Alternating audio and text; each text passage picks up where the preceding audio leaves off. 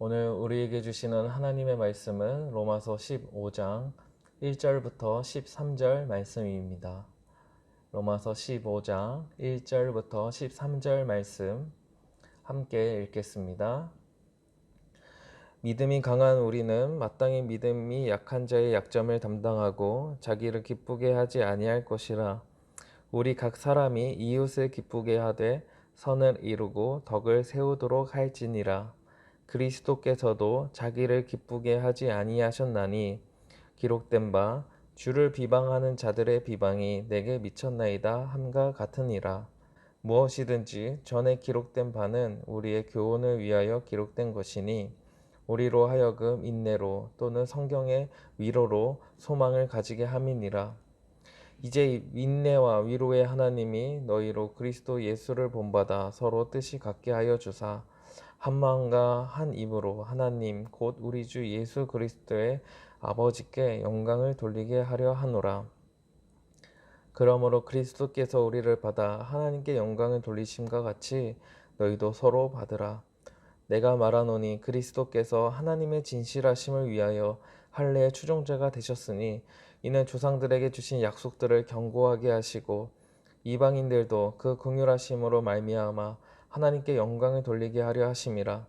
기록된 바 그러므로 내가 열방 중에서 주께 감사하고 주의 이름을 찬송하리로다 함과 같으니라. 또 이르되 열방들아 주의 백성과 함께 즐거워하라 하였으며 또 모든 열방들아 주를 찬양하며 모든 백성들아 그를 찬송하라 하였으며 또 이사야가 이르되 이새의 뿔이 곧 열방을 다스리기 위하여 일어나시는 이가 있었으니 열방이 그에게 소망을 두리라 하였느니라. 소망의 하나님이 모든 기쁨과 평강을 믿음 안에서 너희에게 충만하게 하사 성령의 능력으로 소망이 넘치게 하시기를 원하노라. 아멘. 오늘도 하나님의 은혜와 평강이 우리 모든 성도님들에게 함께 하시길 기도드립니다. 바울은 계속해서 관계에 대해서 가르칩니다. 이 땅 가운데서 성도로서 어떻게 살아가야 할지를 가르치는 것입니다. 먼저 교회 안에서 성도들과의 관계를 어떻게 해야 할지를 말씀하는데요. 1절을 함께 읽겠습니다. 믿음이 강한 우리는 마땅히 믿음이 약한 자의 약점을 담당하고 자기를 기쁘게 하지 아니할 것이라.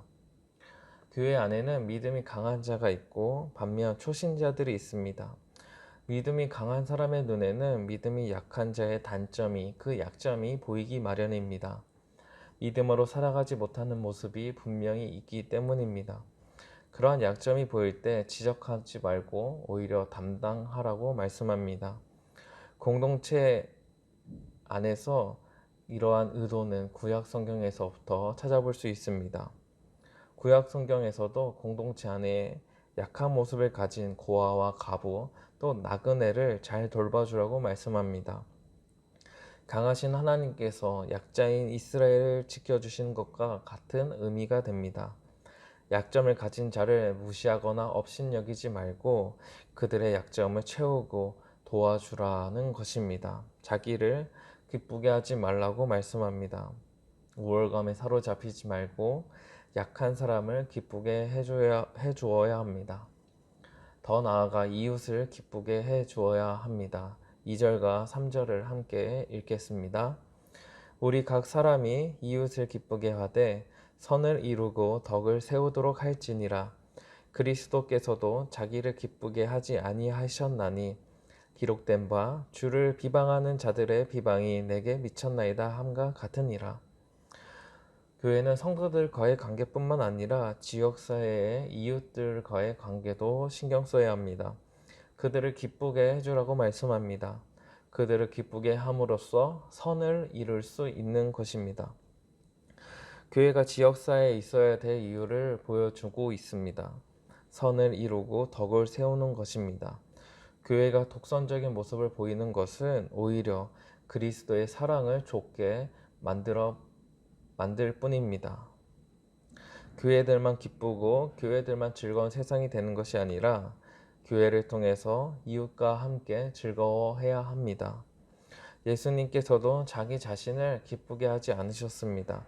오히려 많은 비방이 예수님께 들렸습니다. 그럼에도 예수님께서는 사랑하는 마음으로 그 이웃을 위해서, 사람들을 위해서 자신을 희생하셨습니다. 구원을 베푸시어 주시기 위해서 생명을 버리셨습니다. 말 잘 듣는 사람들을 위해서, 착한 사람들을 위해서 생명을 버리시지 않으셨습니다. 예수님을 주인으로 모시는 자들, 예수님을 믿는 자들을 위해서 생명을 버리지 않으셨습니다. 오히려 예수님을 구주로 알지 못하고 비방하고 손가락질하는 그런 사람들을 위해서 생명을 버리셨습니다. 즉, 죄인인 우리를 위해서 희생하셨던 것입니다. 우리를 구원하시기 위해서, 즉 우리를 진정으로 기쁘게 하시기 위해서였던 것입니다. 이런 예수님의 모습을 본받는 것이 바로 우리 성도가 해야 되는 것입니다. 5절부터 7절을 함께 읽겠습니다. 이제 인내와 위로의 하나님이 너희로 그리스도 예수를 본받아 서로 뜻이 같게 하여 주사 한 마음과 한 입으로 하나님 곧 우리 주 예수 그리스도의 아버지께 영광을 돌리게 하려 하노라. 그러므로 그리스도께서 우리를 받아 하나님께 영광을 돌리심과 같이 너희도 서로 받으라. 이웃을 기쁘게 하는 것은 사실 쉬운 일이 아닙니다. 예수님께서 생명을 희생하신 것 같은 그런 희생이 우리에게 따르기도 하기 때문입니다. 때때로 지치고 힘들 것이고 중단하고 싶을 때도 있을 것입니다. 그럴 때 하나님께서는 우리에게 인내할 수 있는 힘을 주시고 우리의 마음을 위로하여 주십니다. 예수님을 본받게 하시는 것입니다. 우리의 힘으로는, 우리의 능력으로는 감당할 수 없는 일이지만 하나님의 은혜로 우리의 마음이 다시금 주님을 닮게 만드시는 것입니다. 그 결과 우리는 한 뜻, 한 마음, 한 입술을 갖게 됩니다. 하나님께 영광을 돌리게 되는 것입니다. 예수님께서 죄인인 우리를 받아주시고 우리를 사랑해 주신 것처럼 우리도 서로 받고 이해하고 사랑해 주는 관계가 되는 것입니다. 이러한 모습은 세상에서는 찾아보기 어렵습니다. 세상은 이해관계가 맞거나 서로에게 유익이 될 때만 가까이 하라고 가르칩니다. 손해를 보거나 희생을 하는 것은 어리석은 일이라고 가르칩니다. 더더구나 죄인을 위해서 사랑을 베푸는 것은 참으로 어리석은 자들이 하는 일로 취급할 때가 많이 있습니다. 이러한 세상 속에서 그리스도의 마음으로 서로를 받아주고 또 사랑해 주는 것은 그만큼 밝게 빛나는 일이 되는 것입니다. 어두운 세상이면 세상일수록 이러한 밝은 공동체는 더욱 빛이 날 것입니다. 세상은 그 빛을 주목하게 될 것이고 교회는 하나님께 영광을 돌리게 되는 것입니다. 이러한 놀라운 역사가 나타날 것을 바라보고 우리 성도들은 끝까지 이웃을 기쁘게 또 서로를 품어 주어야 합니다. 이처럼 교회가 주님의 모습을 본받아 사역을 하게 된다면 어떠한 일이 벌어질까요? 10절부터 12절을 함께 읽겠습니다. 또 이르되 열방들아 주의 백성과 함께 즐거워하라 하였으며 또 모든 열방들아 주를 찬양하며 모든 백성들아 그를 찬송하라 하였으며 또 이사야가 이르되 이새의 뿔이 곧 열방을 다스리기 위하여 일어나시는 이가 있으리니 열방이 그에게 소망을 두리라 하였느니라. 열방이 모든 이웃들이 교회와 함께 즐거워하게 됩니다. 은혜를 베풀어 주신 하나님을 찬양하게 되고 더 나아가 우리 구주 예수 그리스도께 소망을 두게 됩니다. 이것이 오늘날 교회를 이 땅에 세우신 목적입니다. 하나님을 함께 찬양하고 하나님으로 인해 함께 즐거워하고 이 땅의 소망을 물질이나 권력에 두지 않고 오직 예수님께 두는 것. 다시 말해서 하나님 나라가 이 땅에 이루어지는 것이 바로 우리가 꿈꾸고 우리가 바라는 그러한 나라, 그러한 교회가 되는 것입니다. 사실 이러한 일은 우리가 꿈을 꾸기가 어렵습니다. 상상을 초월하는 일입니다. 그런데 하나님께서는 우리를 통해서 하나님 나라를 이루시겠다고 말씀합니다. 하나님 나라를 세우는 일에 쓰임을 받게 되는 것입니다. 그러면 어떻게 우리와 같은 사람들을 사용하셔서 하나님 나라를 이루게 하실까요? 왜냐하면 이런 생각이 드는 이유는 우리 자신을 돌아보면 부족한 점이 많고 또 이웃을 기쁘게 하는 일에는 인색할 때가 많기 때문입니다. 과연 우리가 하나님 나라를 이룰 수 있을까? 이러한 걱정과 염려도 앞섭니다. 오히려 하나님의 이름에 먹칠하는 것은 아닐까 생각이 들기도 합니다. 그때 우리에게 말씀하십니다. 13절을 함께 읽겠습니다.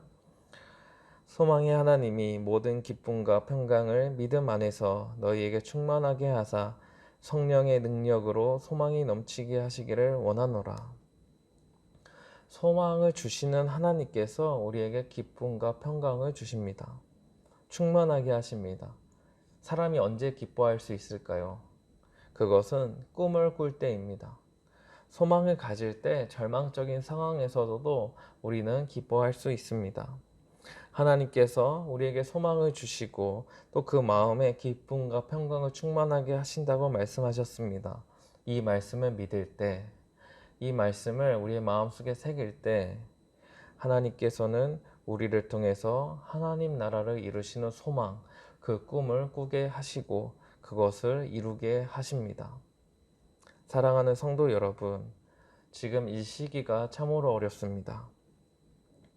코로나로 인해서 교회의 이름은 땅에 떨어져 버렸습니다. 이제 교회는 교회의 역할을 어떻게 감당해야 될지 막막한 상황이 이런 생각이 들기도 합니다.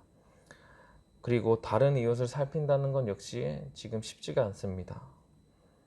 그럼에도 우리를 교회로 부르시고 우리를 통해서 하나님 나라를 이루시는 그 소망을 가지셔야 합니다.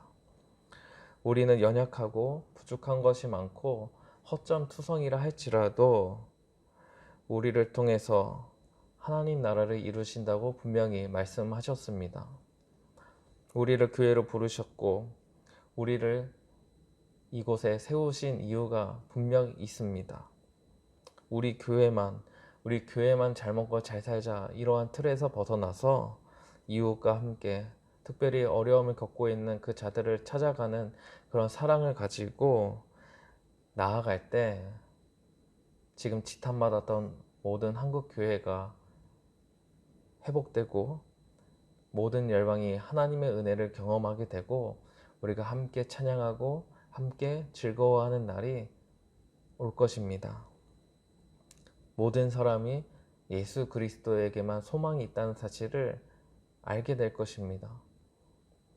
이 말씀을 믿고 오늘의 어려움을 바라보기보다 하나님을 바라보시며 하나님께서 주시는 그 기쁨과 평강으로 또 소망을 가지고 살아가는 저와 우리 성도님들 되시길 기도드립니다. 기도하시겠습니다. 하나님 아버지, 우리에게 새 생명을 허락하여 주시고 또 교회로서 함께 모여 하나님을 예배하게 하시니 감사드립니다. 우리는 우리뿐만 아니라 이웃을 위하여, 이웃을 기쁘게 하기 위하여 교회로서 살아가야 됩니다. 하지만 코로나 사태가 계속 길어지고 또 몇 교회에서 코로나 문제가 발생되어서 오늘날 교회는 이웃에게 사랑을 주기보다 오히려 걱정과 염려를 주는 이러한 상황을 맞이하고 있습니다. 하나님, 우리를 불쌍히 여기시고 우리를 붙들어 주셔서 우리가 과연 하나님의 나라를 이룰 수 있을까? 하나님의 뜻을 전할 수 있을까? 이러한 걱정과 염려가 앞설 때 오늘 말씀을 기억하게 하시고 우리에게 기쁨과 평강을 충만하게 하시는 하나님을 바라보고 우리가 끝까지 인내하여 또 위로하시는 하나님의 말씀을 붙들고 이 땅 가운데 주님의 사랑을 끝까지 전하게 하여 주시옵소서. 지금 교회가 지탄을 받고 있지만 하나님께서는 우리를 그냥 내버려 두지 않으시고 반드시 다시 일으켜서 하나님의 사랑을 전하는 귀한 사역 공동체로 세워나가실 줄 믿사오니 우리가 지금 낙망하거나 좌절하지 말고 하나님의 사랑을 전하고 또 하나님의 마음을 전하고 이 땅의 소망은 오직 예수 그리스도라는 사실을 전하여 이 땅에 하나님의 은혜가 전파되고 하나님을 찬양하는 자들이 일어서고 오직 하나님께만 소망을 두는 온 나라와 온 백성이 되게 하여 주시옵소서. 그 소망으로 지금의 어려운 시기를 이겨내 나가고 지금의 어려운 상황들을 극복해 나가 하나님께서 주시는 그 참된 기쁨과 평강을 누릴 수 있도록 인도하여 주시옵소서. 살아계신 예수님의 이름으로 기도드립니다. 아멘.